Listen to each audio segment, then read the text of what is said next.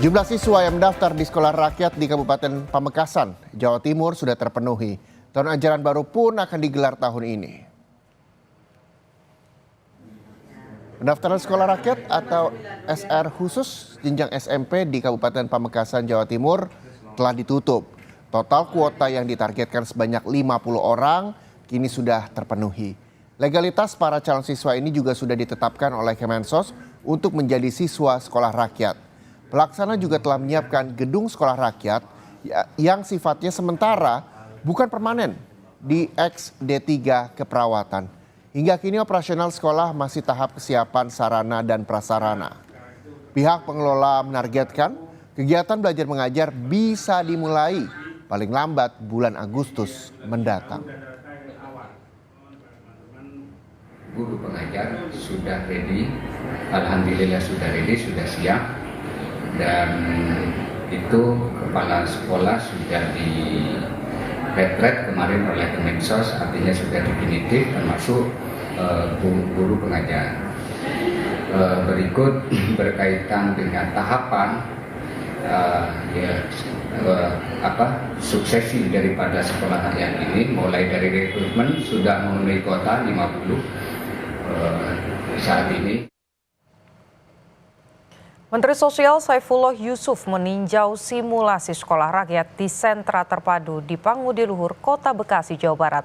Sebanyak 180 siswa jenjang sekolah menengah atas akan mengikuti simulasi ini selama 2 hari sebelum menjalani proses belajar mengajar pada hari Senin mendatang. Sekolah rakyat di sentra terpadu Pangudiluhur di Jalan Joyo Martono, Kelurahan Margahayu, Kecamatan Bekasi Timur, Kota Bekasi siap digunakan pada tahun ajaran baru ini.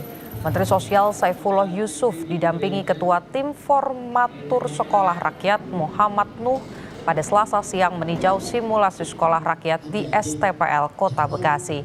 Mensos juga meninjau laboratorium untuk periksa kesehatan siswa, melihat proses absen digital siswa, dan juga meninjau ruang belajar yang dilengkapi dengan laptop.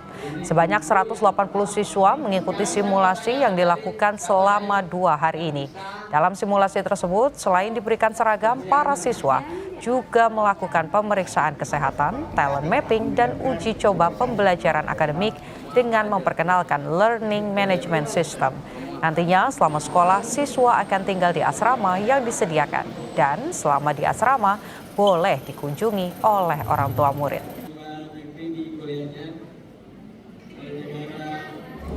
Kita lihat selama 24 jam seperti apa nanti, rundown-nya sudah ada dan tentu nanti kita evaluasi. Besok kita evaluasi apa yang kurang dan mana yang harus diperkuat untuk nanti dimulai pembelajaran tanggal 14 Juli. Jadi dengan simulasi ini kita akan tahu kekurangannya di mana, yang sudah bisa kita perkuat di mana. Untuk mengetahui persiapan jelang pelaksanaan sekolah rakyat, kita sudah terhubung dengan jurnalis Kompas TV, Edwin Chan, dan juru kamera Bimo Wicaksana di Bekasi, Jawa Barat. Selamat pagi Edwin, apa syarat yang diberlakukan agar bisa terdaftar sebagai siswa di sekolah rakyat? Selamat pagi Putu dan juga saudara. Kalau bisa dilihat di belakang saya sudah ada di depan gerbang dari sekolah terpadu yang adanya di STPL Bekasi Timur atau Sentra Terpadu Pangudiluhur yang memang merupakan komplek dari Kemensos. Dan memang sebagaimana kita ketahui, gedung di belakang saya ini merupakan gedung yang memang direnovasi sengaja untuk sekolah terpadu. Jika pertanyaannya adalah tentang siapa saja yang boleh mengikuti atau mendaftar sebagai siswa yang ada di sekolah ini, sesuai dengan Inpres yang memang dikeluarkan oleh Presiden nomor 8 tahun 2025, mengatur soal sekolah rakyat ini, terdapat satu hal yang perlu dipastikan sebelum akhirnya mendaftarkan diri, yakni harus memang terdaftar di dalam data yang dibentuk oleh Kementerian Sosial, yakni Data Tunggal Sosial Ekonomi Nasional.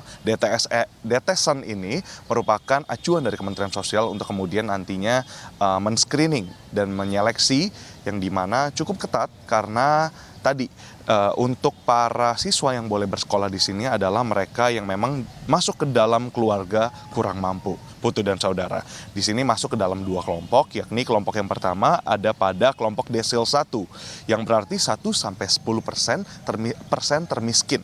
Lalu yang kedua desil 2 itu masuk 11-20% termiskin. Jadi memang untuk siswa yang bersekolah di sini, keluarga yang mendaftarkan diri akan dipilih berdasarkan verifikasi ekonomi terlebih dahulu. Nah, sebagaimana kita ketahui bersama lewat kemarin kunjungan dan juga tinjauan dari sekolah rakyat ini, Menteri Sosial sudah juga menyatakan bahwa bukan hanya verifikasi ekonomi, namun siswa yang bersekolah di sekolah rakyat ini juga harus dites secara akademik dan non-akademik. Jadi bukan hanya non-akademis yang dilihat, seperti sekolah-sekolah pada umumnya lewat nilai-nilainya atau capaiannya di sekolah sebelumnya atau di jenjang sebelumnya, tapi juga lewat dari non-akademik. Karena itu juga yang nantinya akan menjadi salah satu kurikulum yang masih digodok oleh Kementerian Sosial dan juga Kementerian Pendidikan nantinya untuk diterapkan di sekolah rakyat. Lalu yang ketiga apalagi sih, Putus, selain tadi yang pertama itu soal verifikasi ekonomi, tes akademik dan non-akademik, dan yang terakhir itu terkait dengan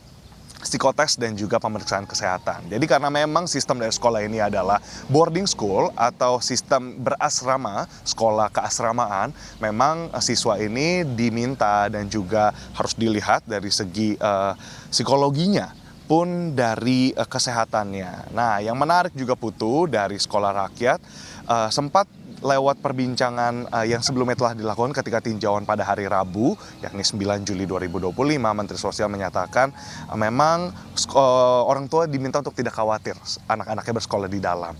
Karena tadi selain melewati tes yang cukup selektif, mereka juga dibiarkan dan juga mereka diminta untuk melakukan sistem absensi, lalu juga sistem pembelajaran secara digital seperti itu. Jadi memang diberikan kartu untuk tab. Mungkin ini yang biasa diterapkan juga ketika masuk universitas atau beberapa sekolah mungkin juga sudah menerapkan absensi lewat kartu. Jadi portal ini nantinya bisa dicek oleh orang tua untuk melihat siswa-siswi ini, anak-anak mereka ada di mana dan berkegiatan di kelas mana, apakah sudah masuk, dan tes kesehatan pun akan dilakukan secara berkala untuk memastikan keterjaminan kesehatan mereka saat berada di dalam asrama sekolah rakyat ini. Putu dan Saudara, tadi kalau kita lihat dari segi tinjauan Kementerian Sosial. Tapi kalau kita lihat dari tinjauan Kementerian Pekerjaan Umum (PU), di situ Dodi Hanggodo menyebutkan tadi yang sudah saya sempat jelaskan, sekolah ini merupakan gedung yang belum permanen. Nah, untuk tahap kedua nantinya akan dibangun pada melihat kondisi tahun depan, karena memang 2025 sampai 2026 ini akan kembali dilanjutkan, sekolahnya dimulai di sekolah tahap pertama ini. Dan untuk kapan mulainya, Putu dan Saudara, akan dimulai pada hari Senin. Nantinya kita akan melihat bersama siswa-siswi dari sekolah rakyat ini pertama kali diresmikan dan masuk ke dalam tahun ajaran 2025-2026 pada hari Senin 14 Juli 2025. Putu. Oke, tadi disampaikan Edwin akan absensi pakai kartu, kemudian juga ada banyak hal yang sedang disiapkan oleh Kementerian PU.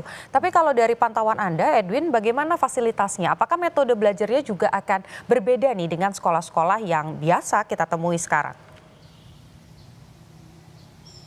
Putu dan Saudara, memang betul karena ada sedikit perbedaan kurikulum dari yang kita ketahui di sekolah-sekolah pada umumnya. Tadi melibatkan lebih banyak soal penggalian bakat-bakat dan juga potensi non-akademik. Mengapa demikian? Karena memang dari simulasi kemarin yang telah dijalankan 24 jam, sebagaimana operasional dari sekolah ini adalah 24 jam, itu dilaksanakan juga tes talent. Gitu ya, talent matching untuk memastikan mereka nanti memilih mata pelajaran yang memang sesuai. Nah, karena memang kalau dari penelusuran kami pun dari riset yang saya lakukan, bahwa untuk kurikulum memang akan dilaksanakan kurikulum biasa, tapi ada mata pelajaran yang mungkin nanti bisa dipilih oleh siswa-siswi yang bersekolah di sekolah rakyat. Lalu untuk fasilitas, Putu dan juga Saudara, di dalamnya lengkap, terdapat gelanggang olahraga kecil, itu kalau kita sebut 3-on-3 gitu ya, 3-on-3 basketball hall.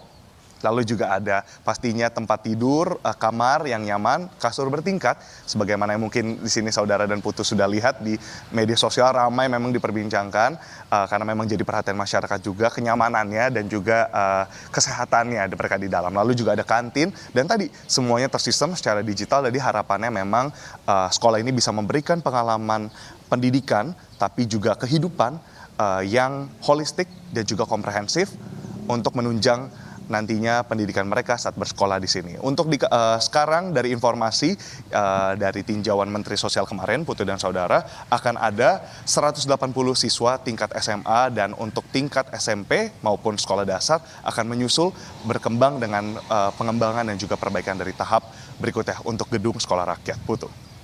Baik, jadi kita tinggal nantikan nanti hari Senin apa yang berbeda, apa yang menarik. Kalau Edwin masih pantau sampai hari Senin, pulang dulu ya Edwin ya, jangan stay di sana karena itu sekolah rakyat ya. Edwin pulang aja, besok Senin kembali ke sana lagi. Terima kasih banyak Edwin, laporan Anda bersama dengan juru kamera Bimo Wicaksana melaporkan langsung dari Bekasi, Jawa.